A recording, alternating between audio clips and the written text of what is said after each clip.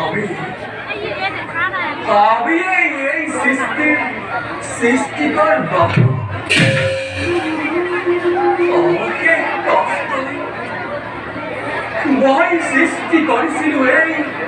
অপূর্ব ধারার কিন্তু যুগের পরিবর্তনের লগে লগে নানা দুর্ভিক্ষ এসে মোর এই অপূর্ব সৃষ্টি আজি ধ্বংস করিবলৈ ধৰিছে